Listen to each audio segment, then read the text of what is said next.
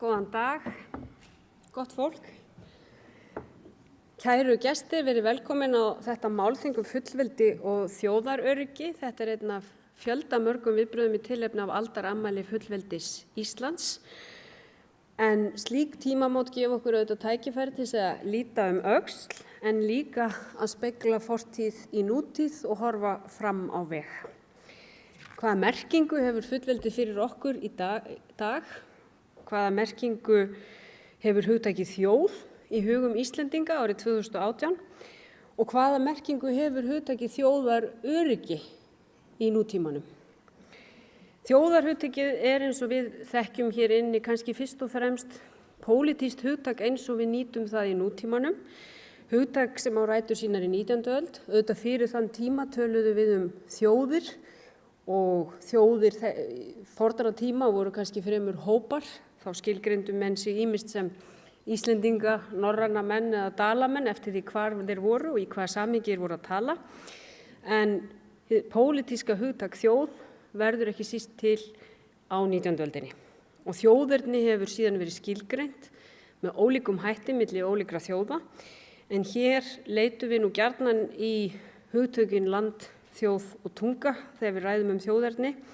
En öll þessi hugtök hafa tekið viðamiklum breytingum á þeirri öld sem liðin er frá því að Ísland varð fullvalda ríki.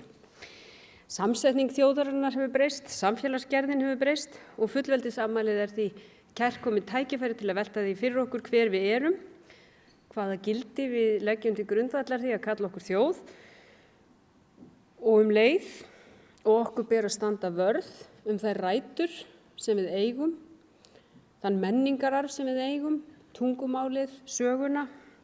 Þá skiptir líka máli að leyfa menningunni og tungumálinu að þróast, svo það rúmi nýjar hugmyndir, nýja strauma og nýtt fólk. Við erum að fagna því samfélagi sem orðið svo miklu fjölbreyttara en það var fyrir einni öld.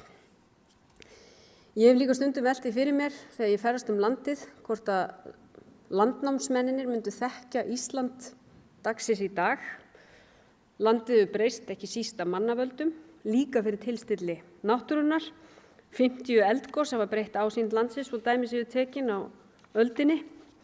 Við höfum líka breytt landinu sjálf. Ýmist til atvinnuuppbyggingar, til þess að bæta samgöngur og stundum höfum við kannski gengið of á auðlindir okkar.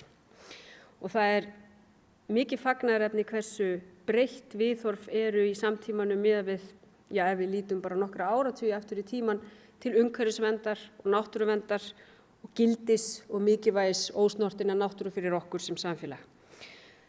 Ég tel að það sé að minnsta kosti víðtækari samstaða umhverfis- og loftslagsmál en nokkru sinni fyrr.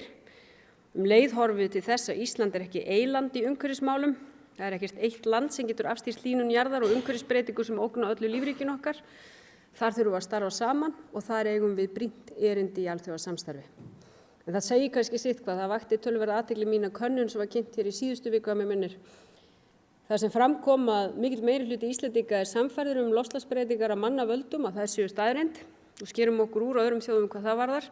En sömuleiðis höfum við mjög litlar áhyggjur af þeim, sem segir líka eitthvað hið íslenska þjóðerni og hina íslensku sjálfsmynd. Ég hugsaði þarna kemur þetta reddast sjálfsmyndin sterkinn. En við fögnum fullveldisafmælinu á mjög óvenjulegum tímum. Það sem við einu sinni töldum sjálfgefið það ekki lengur. Og við erum knúin til samtals endurmat á viðteknum hugmyndum og sjónarmiðum. Þættir á borð við loftslagsbreytingar, hnattræna þróun, tækniþróun, náttúruvá, skipan alþjóðasamstarfs, skipa veigameiri sess en áður í samfélag okkar og hafa óhjákvæmilega í för með sér breytingar. Afleiðingar og áhrif þessara þróunar þarf að meta á hverjum tíma, sumt fyrirsjáanlegt, annað ekki. Og við þurfum að vera opin fyrir því að endurmeta verklag og forgangsröðun og færum að bregðast hratt við hinu fyrirsjáanlega en ekki síður hinu ófyrirsjáanlega. Sannkölluð bylting hefur orðið í upplýsingatækni. Ég man það enn þegar ég fékk fyrsta netfangið mitt og sagði til hvers þetta. Skömmu seinna fékk ég farsíma og sagði þetta mun ég nú aldrei nota þetta tæki. En eins og við öll vitum þá hafa margir hugsað það en raunin hefur orðið önnur. Og við sitjum við netpóst og farsíma miklu lengur en við áttum okkur sjálf á fyrir utan þetta samfélagsmiðlina. Aðgengi að upplýsingum hefur aldrei verið greiðara og meira og flest það á allt öðru tungumáli en íslenskri tungu og kannski hefur aldrei verið flóknara að greina kjarnan frá hisminu í öllu upplýsingastreyminu þar sem við sjáum dæmi þess að jafn auðvelt eða auðveldara að dreifa röngum upplýsingum og réttum. Ekki síst vegna þess að það sem hefur verið skilgreint sem rangar upplýsingar byggjast gjarnan á því að spila á tilfinningar fólks og slíkar fréttir fá mun hraðari útbreiðslu en fréttir sem byggja á staðreyndum en ekki sérstaklega að spila með tilfinningar. Og það stór áskorun fyrir fullveldið á næstu öld að standa vörð opna upplýsta umræðu sem grundvallarþáttur í okkar lýðræðislegu stjórnskipan. 100 árum eftir að Ísland varð fullvalda ríki stöndum við frammi fyrir nýjum viðfangsefnum þegar kemur að öryggismálum. Hernaðarógnin lítur öðruvísi út en hún gerði þá. Tæknin hefur breytt hernaði, alþjóðlegt samstarf hefur breytt stríðsrekstri. Með auknu flæði bæði fólks og fjármagns hefur skipulögð brotastarfsemi gerbreyst. Nýjar net- og tækniógnir verða til nánast dag hvern. Og það mikilvægt, ekki síst fyrir lítið ríki eins og okkar, að tæknibreytingarnar stingi okkur ekki af, heldur að tæknin þjóni okkur.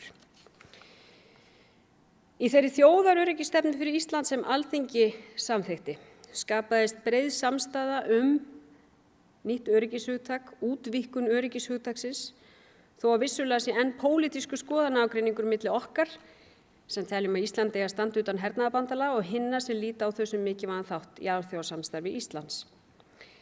Markmið stefnunnar að tryggja sjálfstæði, fullveldi og friðhelgi landamæranna, öryggi borgaranna og vernd stjórnkerfis og grunnvirkja samfélagsins. Og það svo að þrátt fyrir pólitískan ágreining þá hlýtur það að vera skoðun allra stjórnmálamanna að ein af frumskyldum hvers samfélags sé að tryggja öryggi borgaranna. En þá skiptir líka miklu máli að við séum meðvituð það hvað felst í öryggishugtakinu og hvaða ógnir steðja að öryggi okkar í samtímanum. Það var löngu tímabært að mínu viti þegar þjóðaröryggisstefnan var samþykkt að breikka þetta hugtak, að einblína ekki eingöngu á hefðbundnar hernaðarógnir, heldur líta til svonefndra nýrra ógna, hnattrænna og þverþjóðlegra, samfélagslegra og mannlegra. Í stefnunni lögð áhersla á að tryggja víðtæka öryggishagsmuni Íslands með virku alþjóðasamstarfi á grundvelli alþjóðalaga með friðsamlega lausn deilumála að leiðarljósi sem og almanna öryggi. Og þar skilgreindar ýmsar þær ógnir sem Alþingi taldi á þeim tíma mikilvægt að þjóðaröryggisstefnan tæki á. Og eins og ég sagði, það ekki eingöngu hinar hefðbundnu hernaðarógnir, þær varða matvæla- og fæðuöryggi, þær varða loftslagsbreytingar, þær varða netöryggi, því með aukinni sjálfvirknivæðingu, þar sem skurðaðgerðir verða í framtíðinni framkvæmdar þannig að við leggjumst undir hnífinn hjá vélmenni, þá getið þið ímyndað ykkur möguleikana, ég tala möguleikin ekki tækifæri í þessu samhengi, fyrir aðila til þess að ráðast í netárásir sem geta lamað til að mynda heilbrigðiskerfið. Og við þekkjum dæmi það frá öðrum löndum netárásir á mikilvæga samfélagslega innviði, bæði heilbrigðisstofnanir en líka aðra slíka innviði, þannig að þetta verður risavaxið viðfangsefni á næstu árum. Og ég geti haldið áfram og rætt síðan það sem við þekkjum kannski best á Íslandi og höfum mesta reynslu og það viðbrögðin við náttúruvá þegar eldfjöllin okkar fara að gjósa og jökulárnar að flæða og svo framvegis. Þær ógnir ekki að fara neitt og skiptir miklu máli að við bregðumst við þeim með réttum hætti á hverjum tíma, ekki aðeins til að bregðast við ógnunum sjálfum, heldur líka út frá samfélaginu sjálfu, sem skiptir máli að hafa í huga þegar við bregðumst við slíkum ógnum. En kæru gestir, það mörg tímamót þessar mundir. Aldarafmæli fullveldisins helst í hendur við það að 100 ár liðin frá lokum fyrri heimsstyrjaldarinnar. Eftirleikur hennar hafði umfangsmikil áhrif á heimsskipulagið eins og við þekkjum það. Smám saman molnaði undan nýlendustefnunni, Bandaríkin urðu stórveldi, grunnurinn var lagður að alþjóðlegu samstarfi sem síðar skilaði sér í stofnun Sameinuðu þjóðanna. Þessar mundir fögnuðum við líka 70 ára afmæli mannréttindayfirlýsingar Sameinuðu þjóðanna sem var á sínum tíma afar framsækin og ég hef velt því fyrir mér hvort hún svo framsækin að þjóðir heims gætu varla komið sér saman slíka yfirlýsingu ef það reyndu það núna. Kannski væri það flóknara núna en það var fyrir 70 árum. Að koma sér saman algild mannréttindi með þessum hætti. En í þeim hræringum sem við sjáum nú felast nýjar ógnir, að grafið sig undan alþjóðlegu samstarfi sem hornsteinn algildra mannréttinda. Og svarið ekki minna samstarf eða minni samskipti heldur meiri.